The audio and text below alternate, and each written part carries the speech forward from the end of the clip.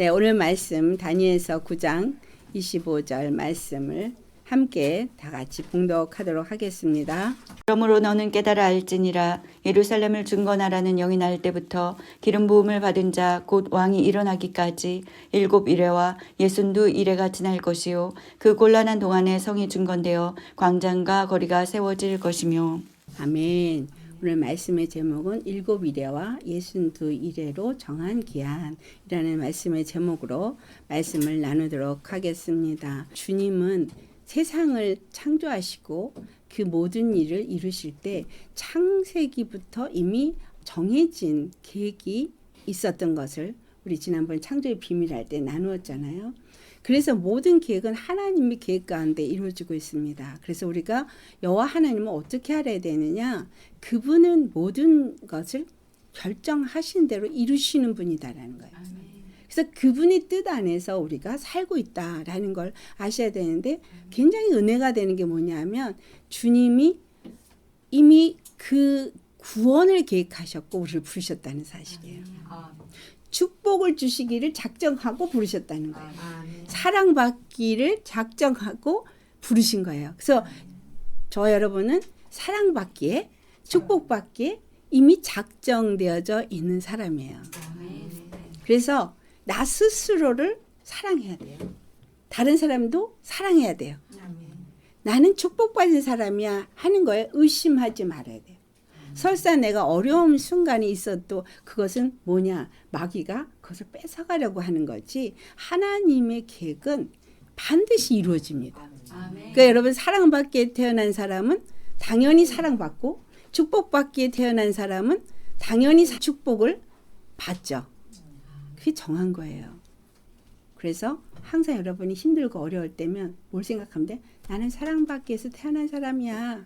나는 축복받기 태어난 사람이야 라고 여러분한테 말씀하셔도 돼요. 이거는 내가 나한테 그냥 그렇게 말해서 자아도취를 하려는 게 아니라 그게 사실이에요. 하나님이 나를 지으실 때부터 그러셨어요. 나를 지을 때부터 사랑하기로 작정하시고 제가 주님한테 여쭤봤어요. 주님 저는 지은 거 죄밖에 없고 아무것도 잘한 게 없는데 왜 저한테 사랑한다고 하세요? 라고 그랬더니 하시는 말씀이 난 처음부터 너를 지을 때부터 사랑하기로 작정을 했고 나는 너를 사랑하는 자로 불렀기 때문에 네가 나한테 어떤 의를 행해서 너를 사랑하는 게 아니라 처음부터 너를 사랑하기로 했다는 거예요. 근데 이게 저만이 아니라 우리 모두가 똑같습니다. 그래서 여러분한테 만약에 어떤 억울한 생각 이걸 준다면 그거는 사단이 주는 생각이에요. 그래서 항상 뭐라고 하면 돼? 나는 사랑받기 위해서 지어졌어. 나는 축복받기 위해서 지어졌어. 여기 의심하시면 안 돼요. 그래서 오늘 우리가 나눈 이 다니엘서 말씀은 이 마지막 때 이루어질 일이지만 이것이 뭘 얘기하냐? 바로 날 사랑하시는 주님이, 날 축복하시는 주님이 나를 이 일에 동참시키신다는 사실이에요. 그래서 우리가 이걸 시작하기 전에 이사야서 말씀을 보기를 원하는 거예요. 이사야서 46장 말씀에 3절에서 4절을 먼저 보면은 주님이 우리를 향해서 주신 말씀입니다. 여기서 여기는 야곱이라고 부르지만 야곱이 누구예요? 우리가 예수 그리스도 안에서 하나님의 이스라엘 백성이 되어졌기 때문에 이것이 나다라고 생각하시면서 3절에서 4절 말씀 봉독하시겠습니다. 야곱의 집이여 이스라엘 집에 남은 모든 자여 내게 들을지어다. 내에서 태어남으로부터 내게 안겼고 태에서 남으로부터 내게 업힌 너희여 너희가 노년에 이르기까지 내가 그리 하겠고 백발이 되기까지 내가 너희를 품을 것이라. 내가 지었은즉 내가 업을 것이요 내가 품고 구하여 내리라. 아멘. 여기 분명하게 뭐랬죠? 이스라엘 집에서 남은 자. 예. 이스라엘 집에서 남은 자가 저와 여러분입니다. 아멘. 네, 남은 자에게 주신 말씀이에요. 지금 뭐예요? 태어날 때부터 너를 안았고 백발이 될 때까지 내가 이게 뭐죠? 끝까지 나는 너희와 함께 한다는 얘기예요. 끝까지 너희를 사랑한다는 얘기예요. 그렇죠? 9절의 말씀을 보시겠습니다. 9절에 왜 그가 끝까지 우리와 함께 하시고 사랑하신다고 하느냐? 봉독합니다. 너희는 옛적 일을 기억하라. 나는 하나님이라. 나 외에 다른 이가 없느니라. 나는 하나님이라. 나 같은 이가 없느니라. 예, 이스라엘을 그 종살이 하던 애굽에서부터 건져내신 건 그때 나타나신 게 아니라 아브라함 때 얘기하신 거잖아요. 근데 이 아브라함 때에서 나타난 것이 시작이 아니라 창세 전부터 태초부터 시작하신 일이 아브라함 때 시작하신 것이고, 그 아브라함이 있기 전에 누가 있었어요? 노아가 먼저 있었고, 그리고 아브라함이 있었고, 그리고 이스라엘이라는 나라가 생겼고, 또 그 다음에 애굽에서부터 출애굽을 했고, 그 모든 과정은 이미 계획한 그 결과를 놓고 하나님은 이 계획을 하나하나 성취해 가시는 하나님이신 거예요. 근데 그분이 나는 여호와라는 거예요. 구원의 하나님이라는 거예요. 나 외에는 아무 누구도 구원이 없다라는 거예요. 여러분, 이 세상에서 어떤 것이 나를 구원할 거라고 기대하는 게 있다면 버리세요.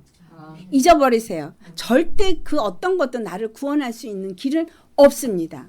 오직 한 분, 여호와, 그분만이 우리의 구원이세요. 근데 그 여호와께서 우리에게 구원의 길로 보내주신 분이 예수 그리스도인 거예요. 그러니까 예수 그리스도 외에는 구원받을 수 있는 길이 없는 거예요. 예수 그리스도의 피만이 우리의 죄를 사해줄 수 있는 피고 우리를 거룩하게 하시는 거고, 아멘. 그래서 그걸 기억하라는 거예요. 나는 그렇게 말한 대로 그 일을 이루는 하나님, 너에게는 여호와야. 근데 나밖엔 여호와가 없어 라고 말하는 거죠. 자, 그 다음에 13절 말씀 같이 봉독합니다. 내가 나의 공의를 가깝게 할 것이지 그것이 멀지 아니하나니 나의 구원이 지체하지 아니할 것이라. 내가 나의 영광인 이스라엘을 위하여 구원을 시온에 베풀리라. 예, 이스라엘이라는 나라를 택한 이유는 우리에게 하나님이 그를 통해서 어떻게 일하시는 여호와인가를 보여주기 위한 거예요. 이스라엘만 선택해서 그들만 구원을 주시는 게 아니에요. 그래서 이스라엘 통해서 뭘 나타내는가? 공의를 기뻐하시는 하나님, 의로운 하나님, 그리고 그 공의를 위해서 구원하시는 하나님이라는 걸 나타냈다라는 게 오늘 주는 말씀이에요. 그래서 우리에게도 하나님의 공의를 위해서 반드시 우리를 구원하시는 분이시다. 그러니까 오늘 다니엘서 9장 25절의 말씀은 그 7이레와 62이레, 왜 이렇게 이레를 70이레 중에서 왜 7이레, 62이레, 한 이레 이렇게 구분을 해서 나누었느냐라는 거예요. 이게 굉장히 비밀인 부분인 거죠. 근데 이게 마지막 때 일어날 일이고, 하나님 왜 이런 거를 이렇게 구분해서 나누었느냐? 그것은 하나님이 일을 이루실 때 여기서 여기까지는 무슨 일을 하고 여기서 여기까지는 무슨 일을 하고 이게 정해져 있다는 거죠. 하지만 70일에가 지나서는 모든 것이 다 이루어지도록 하나님의 정하신 기한이라는 거예요. 그래서 그 안에 우리가 살고 있는데 나는 그러면 어디에 속해 살고 있는가라는 것을 이제 여기서 우리가 살펴보기를 원하는 거죠. 그래서 다니엘서 9장 24절의 말씀이 더 구체적으로 25절에 나온 거예요. 다니엘서 9장 24절에는 우리의 죄를 허물이 그치고 죄가 끝나고 죄악이 용서되어지고, 그리고 나서 주 안에서 이제 그 의가 드러나면서 그 기름 부음이 임하는, 즉 25절에 보니까 이게 왕 메시아 그 왕이 일어나는 거를 의미하는구나 라고 하면서 보니까 왜 허물이 그치고 죄가 끝나고 그 죄악이 용서되어지는 이 기간이 필요하다는 거예요. 이 기간 7이 뭐죠? 하나님은 완전 숫자. 근데 하나님은 그 7일 동안에 하나님이 일을 하시는데, 일하시고 7째 되는 날에 그날을 거룩하게 하시고 안식하셨다 그랬거든요. 근데 일은 이래 7번이 7번 반복되어져요. 그 7번 반복되어지는 그 의미가 이스라엘에 주어진 삶 속에서 나타나고 있어요.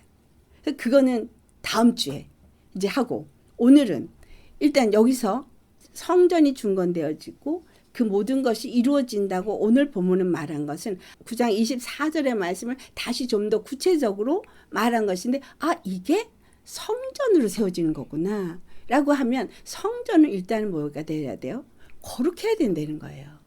허물이 그치고 죄가 끝나고 죄악이 용서되어진 거룩한 게 되어야 성전이 세워진다는 거잖아요. 그래서 우리가 예수의 피로 거룩함을 입는 것이 너무 중요하다는 거예요. 예수의 피로 거룩함을 입지 않은 자는 성전 자체가 될 수가 없는 겁니다. 아멘.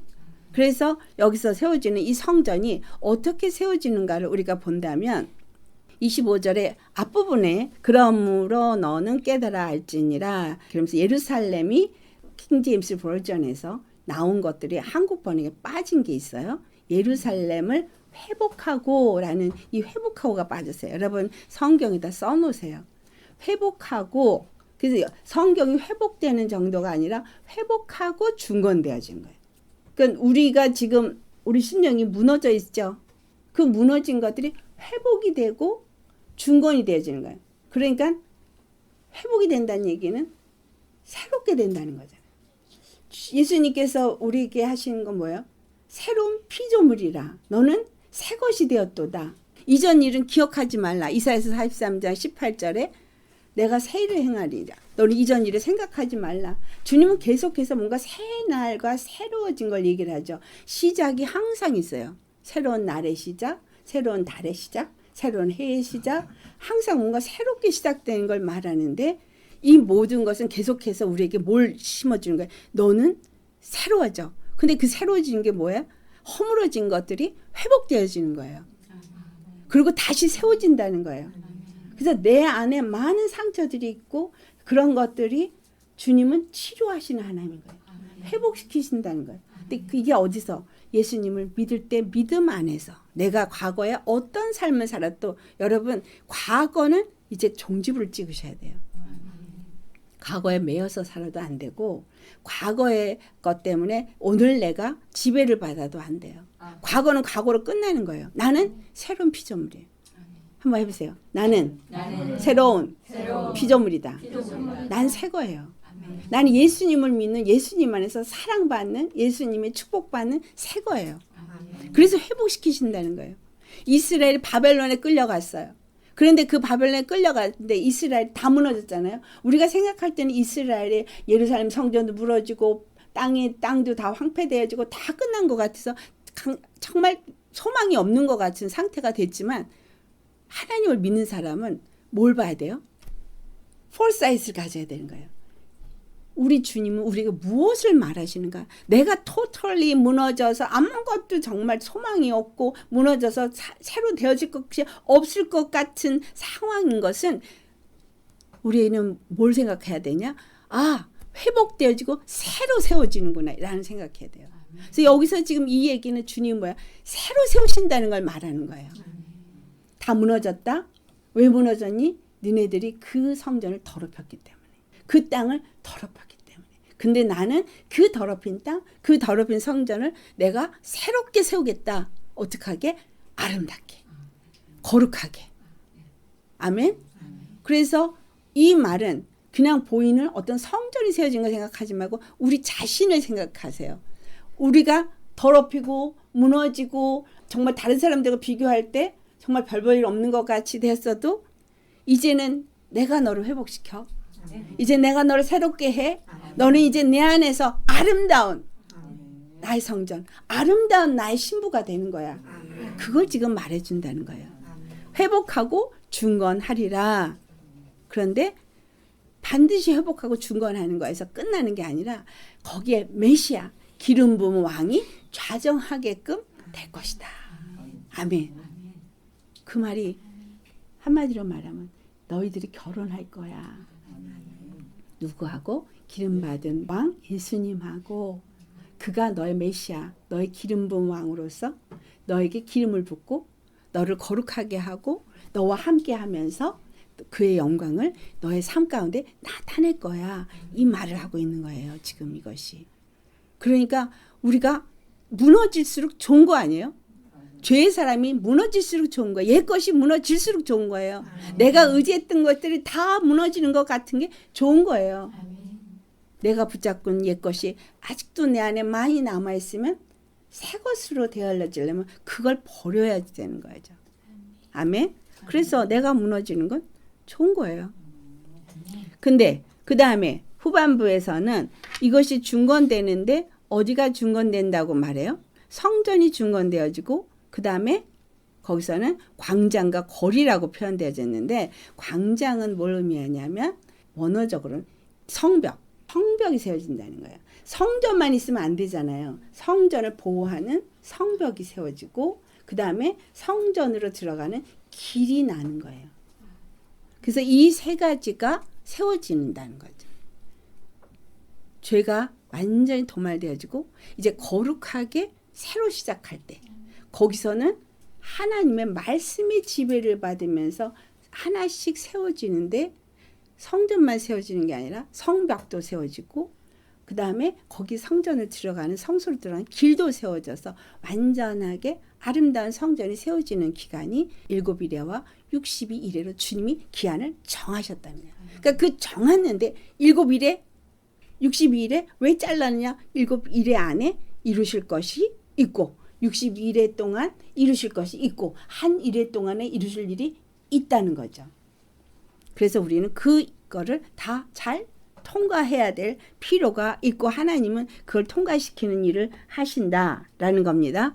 그래서 이 정한 기간에 보니까 뭘 한다 그랬어요? 예루살렘 성이 다시 회복되고 중건되어지고 그 다음에 그걸 중건하라는 명령이 떨어지는 때부터 메시아 곧 왕이 일어나기까지 그게 7일에가 62일에가 지난다라는 걸 말하고 있습니다. 그래서 7일에와 62일에 동안에 일어나는 일들이 무엇이 있겠는가가 이제 성전이 중건되고 성벽이 세워지고 그리고 이제 거리가 세워진다. 이 세 가지를 말하고 있습니다. 그리고 또 한 가지가 또 뭘 말하겠어요? 이 모든 일이 환난 때에 일어난다. 곤란한 가운데 이루어진다는 건 환난 동안에 일어나는 거야. 환난이 없는 상태에서 세워지는 게 아니라 환난이 있으면서 이것이 세워진다. 그러니까 왜 환난이 있으면서 세워질 것인가를 생각해 봐야 되겠잖아요. 방해하는 자들이 있다는 거죠. 그게 세워지는 것을 원하지 않는 자들이 있다는 걸 말해주고 있어요. 그래서 성경적으로도 이것이 역사적으로 어떻게 되어졌는가를 우리가 살펴보면 너무 잘 알 수 있습니다. 성경적으로는 바사왕 고레스 왕이 예루살렘 성전을 중건하라는 명령을 내립니다. 그런데 이 고레스를 여호와께서 준비하셨다는 걸 이사야 선지자를 통해서 우리에게 말해요. 이사야서를 가보시겠습니다. 이사야서 44장 28절을 보겠습니다. 고레스 왕을 여호와께서 어떻게 무엇을 위해서 준비하라고 했는지를 이사야 선지자에 말하고 있어요. 같이 봉독합니다.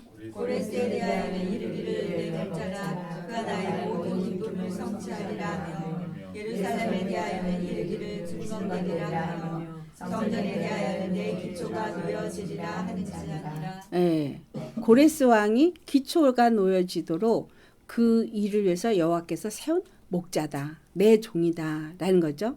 내 일꾼이다. 그런데 그를 통해서 이제 예루살렘 성이 중건되도록 기초를 놓도록 할 것이다. 라고 말했어요. 그러니까 고레스 때 기초는 낮은다는 거예요. 근데 완성은 안 된다는 얘기죠. 그 다음에 이사야서 45장 1절 말씀. 여호와께서 그의 기름 부음을 받은 고레스에게 같이 말씀하시되 내가 그의 오른손을 붙들고 그 앞에 열고를 항복하게 하며 내가 왕대로 그를 풀어 그 앞에 문들을 열고 성문들이 닫히지 못하게 하리라. 네, 고레스를 이 예루살렘을 중건하게 하는 일을 지키기 위해서 모든 나라 위에 권세자가 되겠다는 거예요. 그러니까 그냥 모든 세상을 다 고레스한테 주도록 모든 나라 임금들이 문을 열고 다 항복하게끔 만들 만큼 이 권세를 여호와께서 고레스에게 주었다는 거예요. 그래서 그가 아직 나지도 않았을 때에 이사야 선지자를 통해서 이게 예언된 말씀이에요. 그러니까 고레스가 나중에 바사국 왕이 되어지고 결국은 온 제국을 다 통치하는 나라의 왕이 되어지면서 모든 나라의 누구를 다 공포하게 돼요. 여호와를 공포하게 되고 예루살렘을 공포하게 되는 거예요. 그래서 온 백성들이 다 알아. 여호와를 알고 유대의 그 예루살렘 중건을 해야 되는 명이 내린 걸 다 알게끔 이 사람을 모든 나라 위에 통치자로 신 것도 주님이시라는 거예요. 그래서 전 세계를 현재 우리가 살고 있는 사회 속에서도 권세들이 여호와께서 위에서 권세를 주지 않고 권세를 가진 자는 없다 그랬어요. 그러면 우리에게 마음에 들든 안 들든 권세자가 세워진 건 왜 그 사람이 세워졌느냐라는 걸 우리가 생각해 봐야 돼요. 그 권세가 주어지고 그 모든 상황이 그렇게 되어지는 것은 지금 주님이 한 가지 거룩을 나타내기 위함이고 거룩한 백성을 세우기 위함이고 거룩한 성전을 세우기 위함인 거예요. 그렇기 때문에 어떤 상황에도 믿는 자들은 그 상황 속에서 내가 거룩한 주의 성전, 거룩한 주의 백성으로 자녀로서 내가 지금 이 모든 상황에서 주님이 원하시는 게 무엇인가를 알고 거기서 그 준비를 해야 되는 거죠. 아멘. 그래서 그것은 옛날이나 지금이나 동일한 것은 여호와께서 그 모든 환경을 허락하셨다는 거예요. 그 환경 속에서 너는 어떤 걸 선택할래? 선택해. 세상이냐? 나냐? 거룩한 나의 백성이 될 것이냐? 아니면 저 이방 족속들처럼 죄악 가운데서 그렇게 갈 것이냐?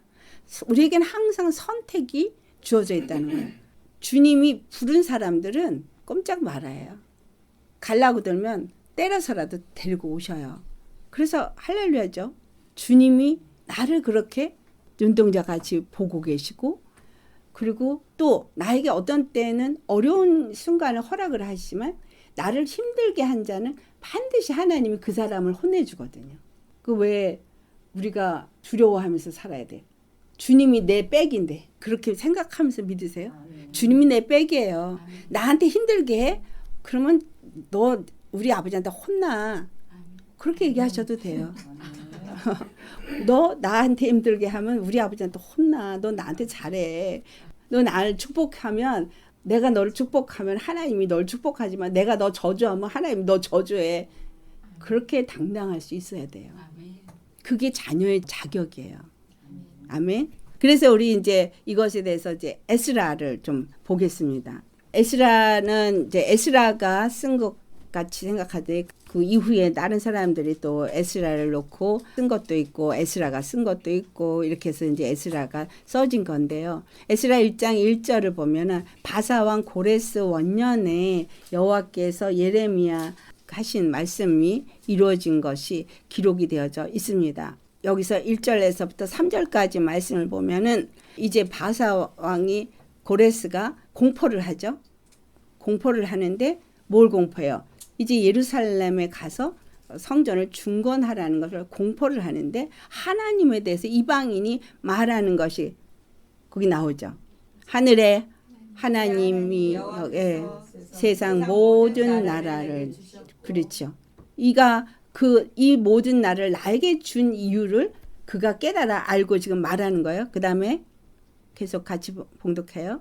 나에게 명령하사 유다 예루살렘 성전을 건축하라 하셨나니. 네, 유다 예루살렘을 성전을 건축하게 하기 위해서 나에게 이 모든 나라를 주셨다는 걸 얘기를 하는 거예요.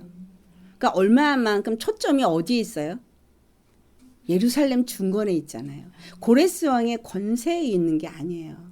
우리는 되게 고레스 왕 같이 온 세상의 통치자가 되면 대단한 축복받은 사람 같고 그 사람 대단하게 크게 보이지만 실질적으로 하나님 보실 때는 어디가 더 중요한 거예요? 예루살렘 성이 중요한 거예요. 예루살렘 그 중건이 중요한 거예요. 더 다 황폐해버리고 무너져버리고 더럽혀진 그것이 중요한 거예요. 여기서 뭘 느끼세요? 주님은 바로 네가 중요해야. 바로 주님은 네가 중요해. 난 네가 중요해.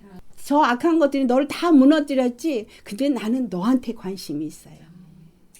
이 세상엔 권세자들이 있지만 그 권세자들에게 권세를 준 것은 바로 너를 아름답게 나의 신부로 만들기 위해서 내가 그걸 허락한 거야. 아멘. 그래서 충건되어지게 하기 위해서라는 거예요. 그래서 내가 무너졌어? 내가 좀 찌질한 것 같아?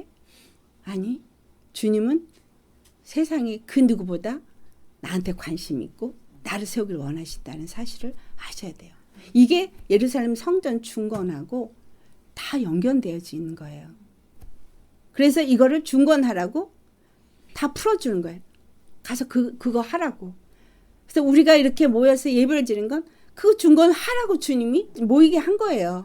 여기 와서 모여서 놀고 먹고 교회가 화려하게 대리석으로 짓고 너네 줘라고 그렇게 한 거 아니라는 거예요. 성도들한테 물질 있게 해서 헌금하게 한 거, 목사 배부르라고 한 게 아닌 거예요. 하나님의 관심은 어디에 있어요? 바로 그 성도들에게 있어요. 예루살렘 성전은 성도들이 짓는 거잖아요. 그 성도들이 주님의 거룩한 신부가 되어지도록 주님은 거기에 초점이 맞춰져 있기 때문에 보낸 거거든요. 목사를 세운 것도 그래서 세운 거거든요. 근데 목사가 배부르고 목사가 영혼들을 지옥으로 보내게 가리킨다면 그 책임은 목사가 다 져야 돼요. 그래서 여러분의 영혼이 잘하고 잘 세워지는 거냐 아니냐 책임이 저한테 있다는 사실이죠. 그래서 숫자 많은 거 안 오네요. 그만큼 힘드니까. 그래서 이 고레스 왕에게 마음에 감동을 주신 분도 여호와고 고레스 왕에게 이제 그 주님의 관심인 초점인 예루살렘 성전을 중건하라고 명령을 내려서 모든 나라에 다 공포해서 모든 사람들이 거기에 참여하게 했다는 사실이에요. 유대 사람들만 참여한 게 아니라 모든 사람들에게 참여를 하게 해서 유대인들은 너희들이 어디에 있든지 가서 예루살렘 성전을 중건해. 그리고 그 다음에 또 뭐가 있어요? 그 주위에 있는 사람들 너희들 다 금은보화 예루살렘 성전에 중건하도록 도와라. 온 세상에 자원하는 마음을 가진 사람들이 다 거기에 물질을 예물을 드렸다는 거예요. 근데 그들에게 예물을 주신 이가 누구예요? 여호와예요. 바로 이날에 자원하는 마음을 준 것도 여호와예요. 그래서 그들에게 마음을 가지고 그거를 성전에 드리게 하는 것도 여호와신 거예요. 근데 그 마음에 감동을 주는 걸 내가 깎아 먹으면 누가처럼 된다? 아나니아 사피라처럼 되는 거예요. 감동 주는 대로 해야지 얼마는 남겨놓고. 주님은 물질을 탐해서 너 왜 다 안 내놔서 한 거 아니에요. 그 사람이 처음부터 10배 1만 내기를 작정했다면 10배 1만 내면 되는 거예요. 그러니까 베드로가 그랬잖아요. 처음부터 네 거 아니었어 이거? 응? 그 말이에요. 중요한 건 주님의 마음에 감동을 준 거. 주님이 10을 가졌는데 10을 내놓으라고 감동을 줬으면 10을 내놨어야 되는 건 거예요. 10 중에 5만 낼 감동을 주면 5만 내놓으면 되는 거예요. 감동 준 대로 하면 그 부자 청년에게 예수님 뭐라 그랬어요? 다 팔아서 가난한 자에게 나눠주고 넌 나를 따라. 그것처럼 축복이 없는 거거든요. 주님이 제자를 부르시고 그 물질보다 더 큰 걸 너한테 주시겠다고 한 건데 그 부자 청년은 물질이 많음으로 근심하면서 갔잖아요. 그리고 예수님 안 따랐거든. 그러니까 물질을 선택한 거죠. 우리는 우리에게 가진 이 얼마 안 되는 거 이거 주님이 내놓으라 그럴 때 주님은 그거하고는 바꿀 수 없는 더 엄청난 걸 주기를 원하기 때문에 내놓으라 그런 거거든요. 왜? 그거에 목매달아 있기 때문에. 그걸 네가 믿음으로 내 앞에 놔라. 그래서 열조는 물질의 훈련은 반드시 있습니다. 제가 이렇게 자유하는 이유가 뭐냐면 저는 물질에 자유하지 못했던 사람이에요. 항상 주머니에 진짜 커피값이라도 있어야 되는 거고 어디 가서 내가 치사하게 얻어먹는 것보다 내가 사야 되는 사람이었어요. 그러니까 물질을 항상 저축을 해서 늘 있어야 돼요. 아껴서 저축해서 주머니에 늘 있어서 어디 가서 이렇게. 그런데 주님이 그거를요 한 푼도 없이 만들어버린 거예요. 아주 빵빵빵. 남편한테서 조금이라도 올까 봐 남편도 빵 나도 빵. 우리 완전히 그냥 아무것도 없는 그런 상태까지 갔었어요. 근데 놀라운 주님은 상상도 할 수 없는 일로 다시 세우시더라고요. 이전의 영광은 비교할 수 없게끔 세우시는데 물질이 많아서가 아니라 다 잃어버리고 다 비워본 사람만이 가질 수 있는 자유함이 있더라는 거예요. 주님이 그걸 채우게 될 때 정말 물질에 자유해졌어요. 전 물질에 자유 못했던 사람이에요. 근데 물질에 자유해져서 그냥 먹을 거 있는 거에 감사하고 그냥 물질이 손에 있어도 이것 때문에 와 좋고 이것 때문에 그거 없어요. 그냥 주시면 감사한 거고 또 그거 쓸 때 되면 그냥 쓰는 거고 너무 자유하니까 모든 게 감사한 거예요. 감사가 더 풍성해져요. 다 주시더라는 거죠. 내가 물질 붙잡고 뭐 안달하면서 뭔가 잘 살아보려고 할 때는 안 와. 도망가 걔네들이. 근데 내가 거기에 안 잡히니까 오히려 오더라니까요. 그래서 주님 안에서 중요한 것은 주님의 관심이 어디에 있느냐를 아셔야 돼요. 나에게 있어요. 내가 온전히 아름다운 주님의 성전으로 세워지는 거에 관심이 있어요. 그래서 고레스 왕을 통해서 이와 같은 일을 하는 것도 그와 같다는 거죠. 그래서 우리는 뭐라죠? 남은 자예요.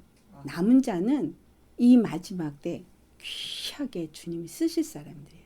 이 사람들에게는 정말 믿음으로 주님 앞에 순종하고자 가면 필요한 모든 걸 채워줍니다. 여러분 영적인 거, 물질적인 거 다 채워주십니다. 부족함 없게 하십니다. 많은 영혼들을 구원하는 하나님의 그 추수의 역사에 남은 자들이 사용될 거거든요. 그러니까 말씀을 풍족하게 해주시고 영적인 기름 부음도 풍족하게 해주시고 또 그 일을 위해서 물질적인 것도 풍족하게 해주셔서 남은 자에게는 걱정할 게 없게 하나님이 채워주셔요. 그 대신에 요구되는 건 목숨 건 헌신이에요. 아멘. 여기 지금 예루살렘 성전이 중건되는데 여기에 쓰임받는 사람들이 바로 남은 자예요. 이 사람들 핍박받으면서 목숨 걸고 성전을 짓습니다. 그래서 남아있는 유대 백성들이 다 가서 성전을 중건하게 되는데 이 성전을 중건하러 갈 때 3번에 거쳐서 가게 돼요. 첫 번째가 538년에 고레스 왕의 명령이 떨어지고 나서 가는데 그때 당시에 다니엘 같은 사람이 간 사람이에요. 그러니까 한 5만 명 정도가 갔어요. 그리고 그 다음에 에스라가 간 때가 458년인데 BC 그리고 또 느헤미야가 세 번째로 간 게 BC 444년이에요. 근데 중요한 건 성전이 언제 세워졌느냐라는 거죠.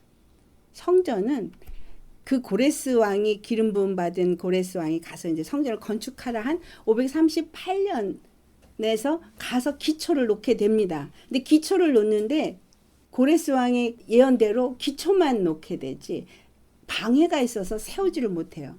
그래서 18년 동안 못 세웁니다. 그래서 언제 다시 짓게 되냐 하면 BC 520년에 다시 중건을 하기 시작하게 돼요. 그때 학개와 스가랴 선지자들의 예언, 우리 학개서하고 스가랴에서 나눴었죠.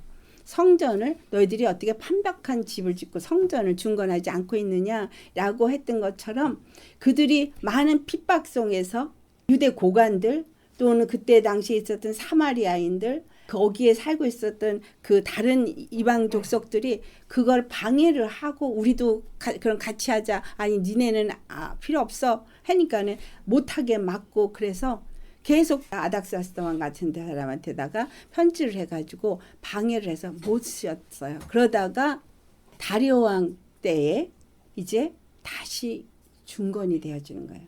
그래서 BC 520년에 짓기 시작해서 515년에 5년 만에 성전이 중건이 됩니다. 그리고 나서 그 다음에 458년에 에스라가 돌아오는데 왜 에스라가 돌아오냐? 성전이 중건됐어도 율법을 모르는 거예요.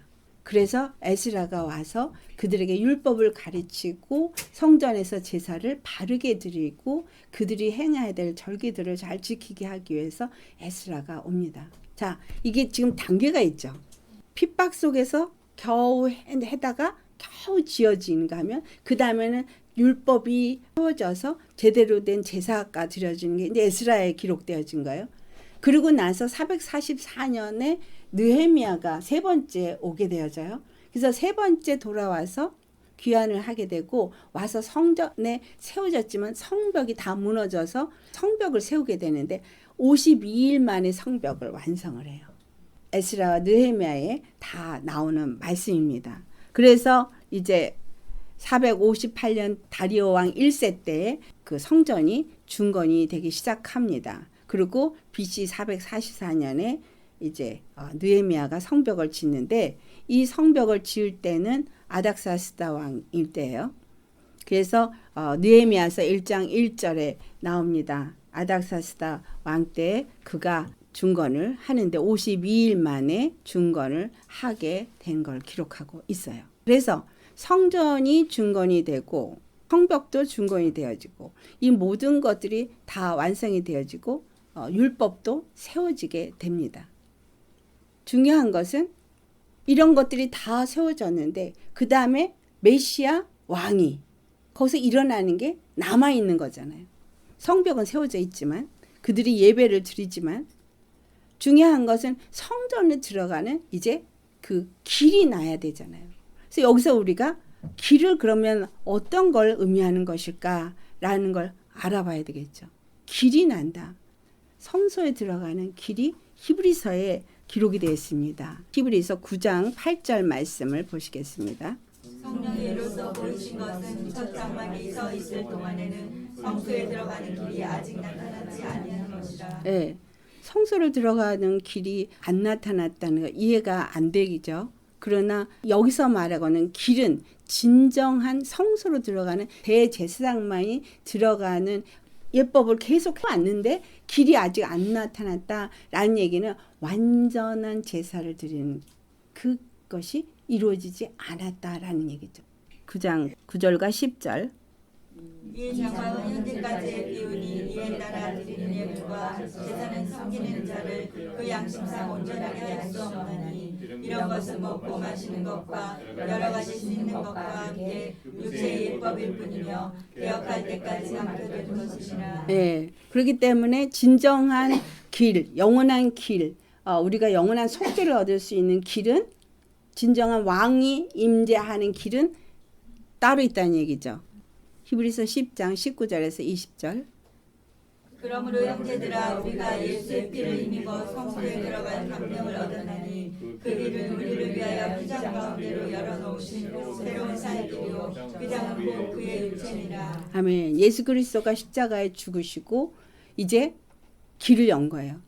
대제사장 외에는 지성소에 들어갈 수 없는 길을 예수 그리스도께서 그 지성소와 성소 사이를 찢으시면서 완전히 하나님 보좌 앞에 우리가 나가서 길이 열린 거예요.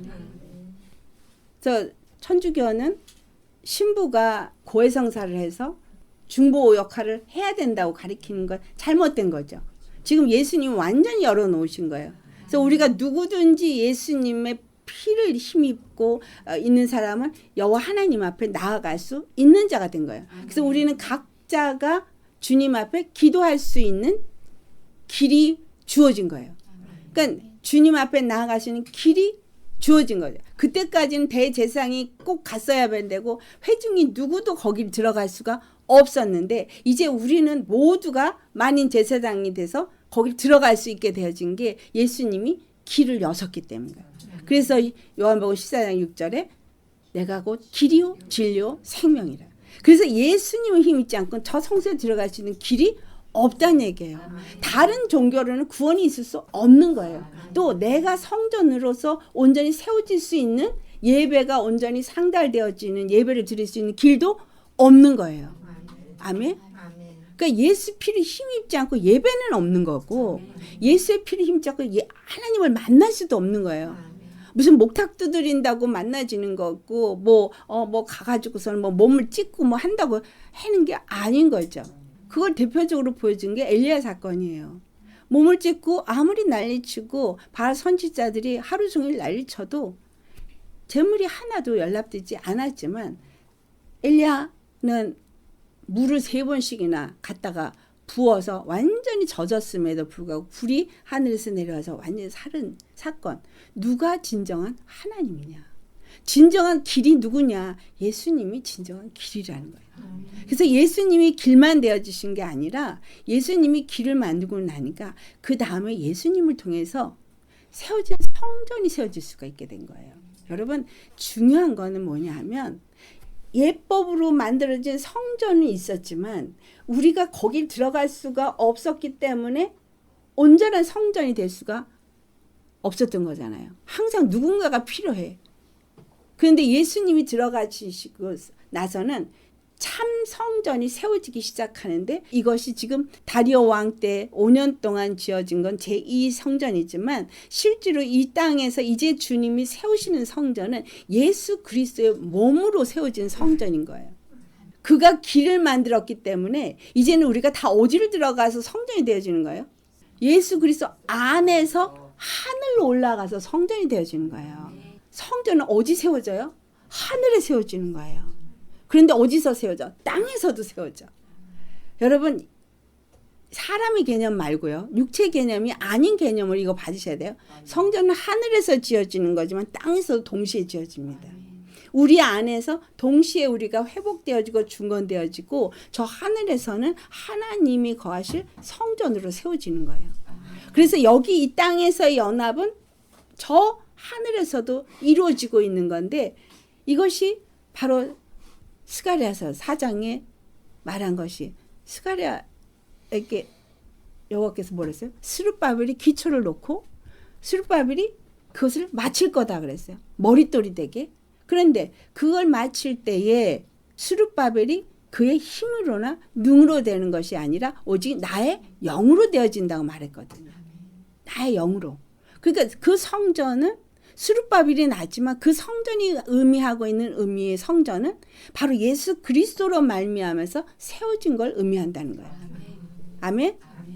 그가 이제 머릿돌을 놓았으니 마치리라. 그 스가랴 선지자가 말한 건 예수 그리스도를 말한 거네 라고 봐야 되는 거죠. 그게 어디 있어요? 베드로전서 2장에 예수 그리스도께서 우리 안에서 이제 모퉁이 돌이 되셨습니다. 2장 6절에서 8절을 같이 봉독합니다. 성경에 기록되었으되 보라 내가 택한 보배로운 모퉁이 돌을 시온에 두노니 그를 믿는 자는 부끄러움을 당하지 아니하리라 하였으니 그러므로 믿는 너희에게는 복이나 믿지 아니하는 자에게는 건축자들이 버린 그 돌이 모퉁이의 머릿돌이 되고 또한 부딪히는 돌과 걸려 넘어지게 하는 가위가 되었다 하였느니라. 그들이 말씀을 순종하지 아니하므로 넘어지나니 이는 그들을 이렇게 정하신 것이라. 네, 하나님의 영으로 세워지는 거예요. 성전은 예수 그리스도가 길이 되어주셨기 때문에 이제는 그 영으로 성전이 세워지는데 예수님이 그걸 지어줄 때 머릿돌이 되게 했다는 거예요. 시작. 근데 십자가에 죽으시고 부활하면서 머릿돌이 됐기 때문에 그 머릿돌에게 연결되어져서 우리가 성전으로 지어지는 거예요. 에베소 2장 20절에서 22절. 잘 아시지만 또 같이 봉독합니다. 너희는 사도들과 선지자들의 터 위에 세우심을 입은 자라. 그리스도 예수께서 친히 모퉁이 돌이 되셨느니라. 그의 안에서 건물마다 서로 연결하여 주 안에서 성전이 되어가고 너희도 성령 안에서 하나님이 거하실 처소가 되기 위하여 그리스도 예수 안에서 함께 지어져 갑니다. 아멘. 예수 그리스도가 길이 되어지지 않았다면 성전은 세워질 수 없어요. 그러니까 실제로 성막이 세워지고 솔로몬의 성전이 지어지고 했지만 다 무너졌고 또 제2예루살렘 성전 세웠지만 로마에서 또 다 무너졌어요. 왜 그렇게 자꾸 세웠는데 무너지고 세우는 게 무너지냐면 참 것이 안 왔기 때문인 거예요. 그러나 예수님이 오신 이 성전은 절대 무너지지 않아요. 다시는 무너지지 않아요. 이거는 온전한 성전이기 때문에.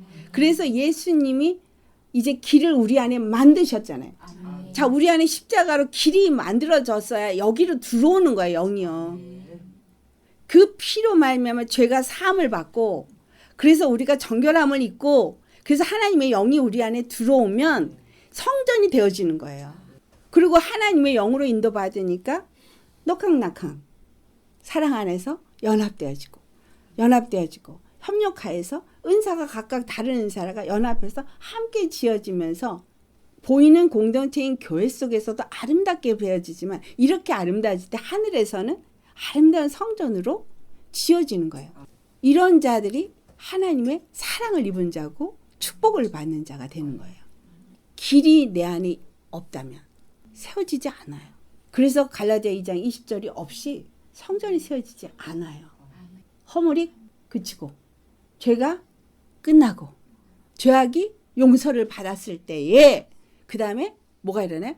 의가 일어나잖아요. 죄가 십자가의 피로 말미암아서 길이 생기고 다 사함을 받을 때 우리 안에서 의가 일어나는 거예요.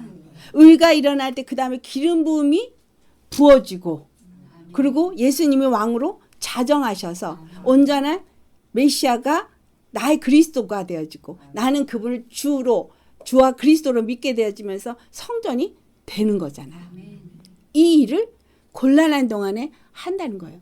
이거 못하도록 옆에서 끊임없이 흔들어대고 있고 못하게 하죠.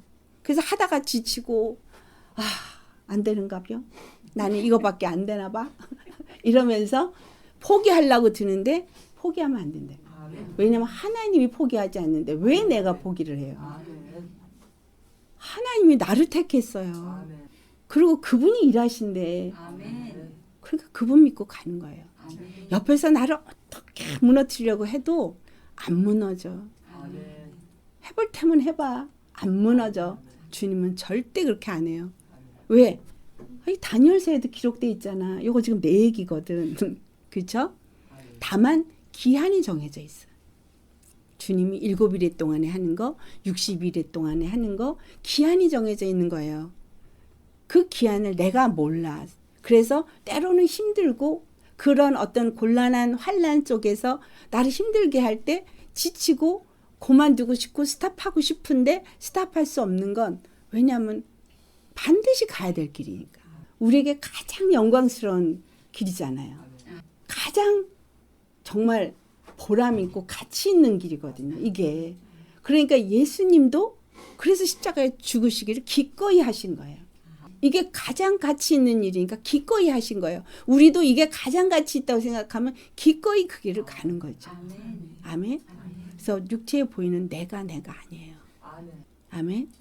그래서 내가 사는 삶이 힘들고 어려워도 그것은 곧 나를 아름답게 빚어지는 것을 지금 마귀가 방해를 하고 있구나. 그러니까 나는 반드시 이겨야 된다. 그래서 말씀을 주시는 이유는 계속 뭘 가르쳐줘요? 너는 사랑받는 자야. 너는 내가 택한 자야.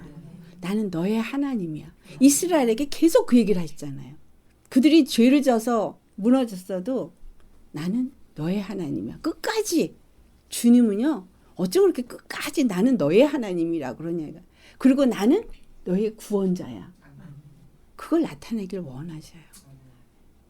그래서 남은 자는 그걸 정말 믿는 자예요. 아는 자예요. 그래서 다른 사람에게 그걸 말해줄 수 있는 자예요. 주님은 지금 62일의 가운데 우리 있습니다. 이 시간 속에서 우리가 해야 할 일이 바로 이 일인 거예요.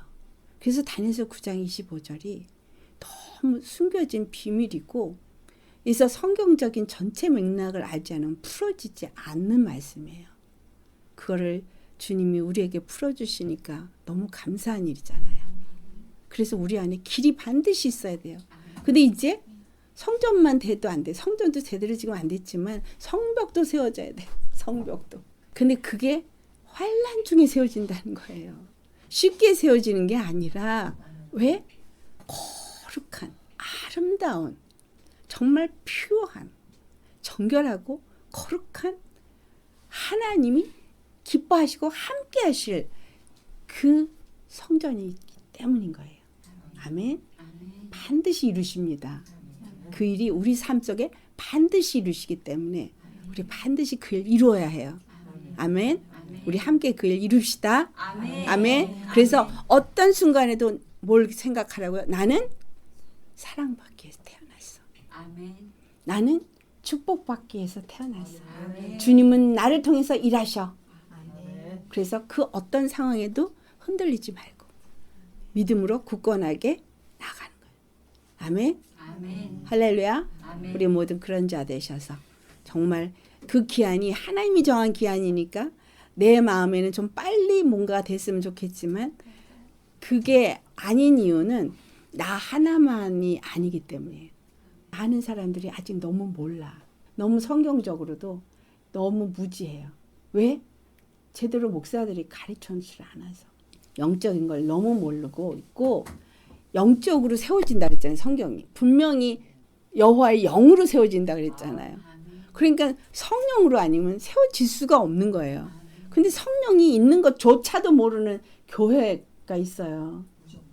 그러니까 할 일이 많아요. 우리 주님이 이렇게 많은 말씀으로 깨우쳐 주시는 우리는 완전 성령의 사람이 되게 하시겠죠. 그렇죠? 예. 그래서 마지막 성령도 다 부어 주실 거예요, 여러분한테. 그래서 충만하게 하셔서 이 일을 이루실 겁니다.